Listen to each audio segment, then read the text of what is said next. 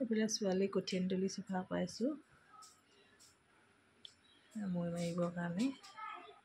এইফালে মই লাগি গ'লোঁ কঠিয়াতলিত মৈ মাৰিবৰ কাৰণে, কঠীয়া পাৰিবৰ কাৰণে। আজি আৰু অলপ কঠীয়া সিঁচি থওঁ বুলি ভাবিছোঁ, যিহেতু কঠীয়া অলপ তাকো দেখিছোঁ চৰাইও খাইছে। কঠিয়াতলিখন অলপ দূৰত, সেয়েহে ভাবিলোঁ কঠিয়াতলি আৰু এডোখৰ উলিয়াই অলপ কঠীয়া পাৰি থওঁ। যোৱাকালি কঠিয়াতলিখন উলিয়াই ধুনীয়াকৈ কঠীয়া পাৰিবলগীয়াকৈ ৰেডি কৰি ৰাখিছিলোঁ, কিন্তু ৰাতি বৰষুণ এজাক আহিলে, অহাত খুব বনবিলাক ওলাই গ'ল। বনবিলাক ওলাই যোৱাত এইফালে ছোৱালী আৰু মই দুয়োজনীয়ে সমানে বুটলি বনবিলাক চাফা কৰি ল'লোঁ। কৰি এতিয়া মই টানিবৰ কাৰণে মোৰতো একো উপায় নাই, সেয়েহে মই নিজেই টানিছোঁ। আৰু এইফালে দেখিছেনে বাৰু, ছোৱালীয়ে মৈ দি যোৱা মাটিৰ ওপৰত খোজকাঢ়ি গৈছে। গমেই পোৱা নাই যে মৈ টানি যোৱা মাটিডোখৰ খোজকাঢ়িব নালাগে বুলি। আৰু এনেকৈ মৈ টানি থাকোঁতে যদি ল'ৰা ছোৱালীয়ে উভতি পৰে, খুব জোৰ খং এটাও উঠে বাৰু। তাইক অলপ আঁতৰাই ল'লোঁ। আঁতৰাই লৈ সেইফালে মই পূৰা মৈ টনাত ব্যস্ত। আৰু মোৰ নিচিনাকৈ এনেকৈ কোনে কোনে বাৰু মৈ টানি পাইছে।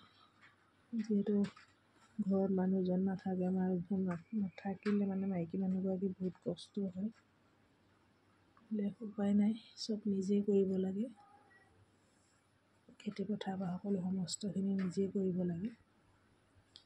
এইফালে অলপ চকুটো ওখ হৈ আছে, তাকে ভাবিলোঁ অলপমান কিবা কৰি চাপৰ কৰিব পাৰোঁ নেকি বুলি চাইছিলোঁ। মৈখন টানি নোৱাৰি বাৰু, মাটিডৰা তেনেকুৱা ঢলিয়াই হোৱা হেতুকে নোৱাৰিলোঁ।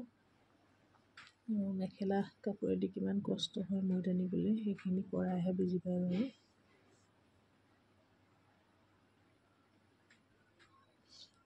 এইফালে এইডোখৰত মই অলপ সমান কৰিব পাৰোঁ নেকি বুলি চেষ্টা অকণ কৰি চাওঁ, হয় নেকি বুলি চেষ্টা অকণ কৰি চাইছোঁ। আৰু মাটিডৰা অলপ সমান হ'লে ভাল হয়, যিহেতু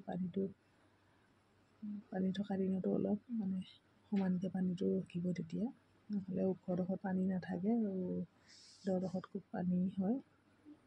সেয়েহে এইডোখৰ সমান কৰি দিওঁ বুলি চেষ্টা কৰি চাইছোঁ, পাৰোঁ নোৱাৰোঁ কিমান কণ।